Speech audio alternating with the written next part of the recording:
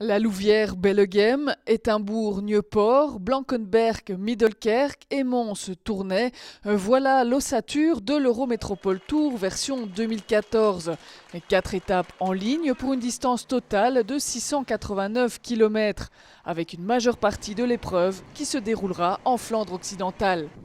On est quand même 3 jours là-bas, on me dit ah, l'Eurométropole part là-bas, mais bon, moi je vais où on me demande d'aller. J'essaie d'avoir mes bases en Wallonie-Picard, c'est pas évident du tout au niveau des villes, il y a beaucoup de villes qui sont dans le crack et qui ne peuvent pas donc monnayer soit un départ, soit une arrivée d'étape, mais bon, je peux vous annoncer quand même que pour le 75e anniversaire, donc l'année prochaine, donc on aura d'abord un jour de plus avec un superbe prologue et qui sera chez nous, donc dans l'entité, le départ à Aubigny dans l'entité de Pec avec une arrivée en haut du mont Saint-Aubert, et j'ai d'autres points de chute que j'espère pouvoir récupérer également pour ce 75e anniversaire.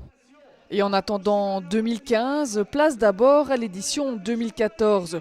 Une édition qui s'inscrit dans la lignée des précédentes.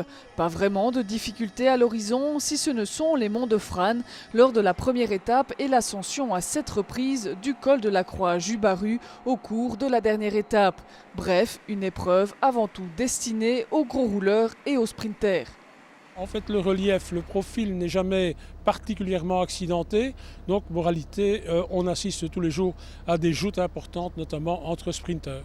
Les rushs seront importants, les bonifications seront importantes.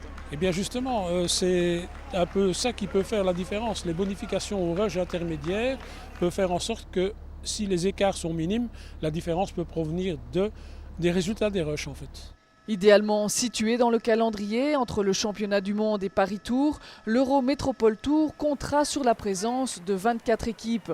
Des coureurs comme Marcel Kittel, Gérald Ciolek ou Arnaud Demar sont d'ores et déjà annoncés. Idem pour Jens de Buchereux, le vainqueur sortant, entre-temps devenu champion de Belgique. L'année passée, donc, lorsque nous sommes arrivés à Morslade, qui était en fait le fief de ce garçon-là, qui était un peu pas encore très connu dans le monde. Finalement, bon, c'était un professionnel évidemment qui militait chez l'Auto Bellisol, mais en réalité, il s'est vraiment révélé au cours de cette épreuve-là, en l'emportant de surcroît. Donc je crois que là aussi, si on fait la promotion des villes, on fait également quelque part le tremplin pour des jeunes qui deviennent professionnels et qui finalement marquent le monde professionnel de leur empreinte. 2 régionaux tireront par ailleurs leur révérence sur cet Eurométropole Tour, Quentin Berthollet et Frédéric Amorizon. Quant à son organisateur, Louis Couzart, il ne cache pas non plus son idée de céder la main. Oui, ça devient difficile à organiser, on voudrait bien passer la main. Il n'y a pas beaucoup d'amateurs de ce côté-là. J'ai des contacts, j'espère avoir de bons contacts ici durant cette épreuve-ci. Je voudrais quand même vivre le 75e quand même.